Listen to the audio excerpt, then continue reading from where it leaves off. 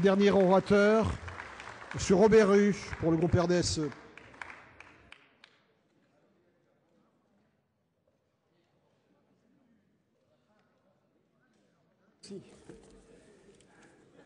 Monsieur le Président, Madame la Ministre, mes chers collègues, l'histoire de la République est une promesse, celle de la marche vers l'égalité de tous les citoyens, sans distinction de quelque sorte. Car comme le disait Montesquieu, l'amour de la démocratie est celui de l'égalité. Madame la garde des Sceaux, il est de l'honneur du gouvernement de la République auquel vous appartenez de continuer à donner vie à cette belle promesse en soumettant au Parlement le projet de loi ouvrant le mariage aux couples de même sexe. Ce texte vient traduire dans notre droit la proposition de campagne du candidat François Hollande, que j'ai soutenu comme des millions de Français. Le candidat est la proposition. Il va enfin concrétiser pour des milliers de couples et de familles un principe d'égalité de traitement et de considération, la reconnaissance d'un statut juridique identique, sans distinction, portant sur des aspects ne relevant pas que de la vie privée. Cette évolution vient de loin. Je me réjouis que l'histoire aille dans le sens d'un élargissement continu des droits en permettant l'inclusion des citoyens. Curieux paradoxe, d'ailleurs, ça a été souligné, que de constater que ceux qui étaient hier les adversaires acharnés du Pacs, je m'en souviens, j'étais de ceux qui le votaient comme député à l'Assemblée, au nom de la défense de la famille, s'en fassent aujourd'hui les chantres zélés, allant jusqu'à proposer une union civique qui n'est en réalité qu'une version améliorée du Pacs sans permettre la même protection. En à peine 15 ans, l'évolution des mentalités, et c'est heureux, a conduit à banaliser les Pacs contractés entre personnes de même sexe.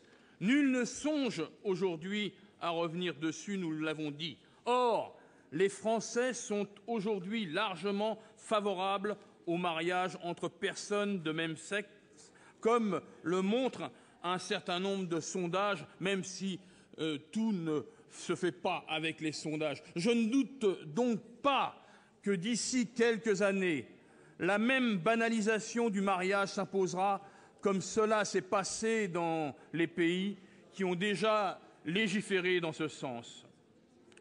Ce constat démontre à quel point le combat pour les droits des homosexuels fut aussi âpre que méritoire. Je pense bien sûr à la dépénalisation des relations homosexuelles voulue par le président François Mitterrand en 1982.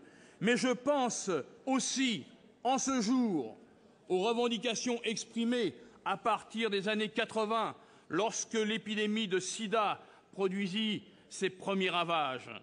L'absence de tout statut légal pour les couples homosexuels plaçait de nombreuses personnes dans des situations matérielles difficiles après le décès de leur concubin, en plus du deuil qui les frappait. C'est aussi pour que de tels drames humains ne se reproduisent plus que ce texte constitue un progrès social.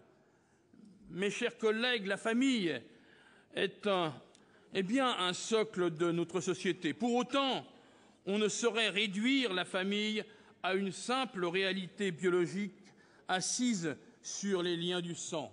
Il n'est pas besoin d'un exposé exhaustif pour constater que le modèle familial que défendent les opposants à ce texte n'est qu'une invention récente au regard de l'histoire.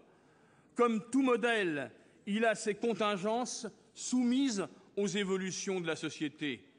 Le modèle familial d'hier n'a pas vocation à demeurer figé dans un moule éternel. Le sens du mariage a lui-même évolué pour exprimer avec davantage d'intensité des ressorts libéraux et égalitaires entre deux personnes qui s'aiment. Que l'on songe au statut de l'épouse avant 1965, lorsqu'elle ne pouvait pas même travailler sans l'autorisation de son mari. Le droit doit appréhender les faits et non l'inverse. Et nous sommes dans notre rôle de législateur en portant cette évolution du droit, a fortiori, au nom de l'égalité.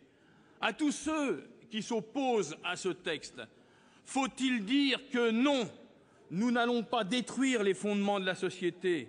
Non, nous n'allons pas changer de paradigme anthropologique, comme je viens de l'entendre. Non, nous n'allons pas créer des générations d'enfants psychologiquement instables. Madame la garde des Sceaux, vous l'avez dit, le mariage n'est plus le seul mécanisme de légitimation sociale des familles, même s'il en garantit le niveau de protection le plus élevé.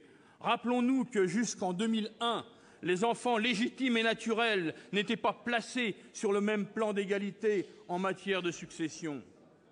D'ailleurs, les familles homoparentales ne constituent pas un fait isolé puisque l'INSEE estime entre 20 000 et 30 000 le nombre d'enfants concernés. En toute hypothèse, le seul critère qui importe doit être celui de l'intérêt supérieur de l'enfant qui doit bénéficier de la protection juridique la plus élevée. Or, actuellement, ces enfants vivent dans une zone grise juridique susceptible d'amoindrir leurs droits et d'affecter les liens qu'ils entretiennent avec leurs parents biologiques ou sociaux.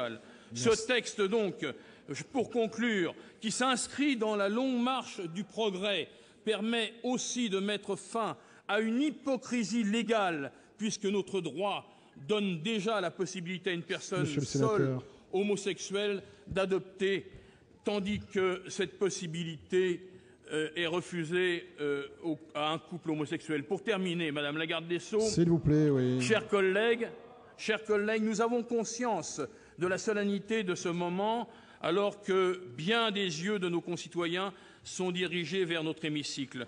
Nous avons d'autant plus effectivement à porter cette démarche que l'ouverture du mariage et de l'adoption aux couples de même sexe n'en constitue pas un octroi de droit. Mais je veux Monsieur le sénateur, il faut finir. Vous êtes largement au-delà de votre temps. Chers collègues de l'opposition, et je termine, la société change.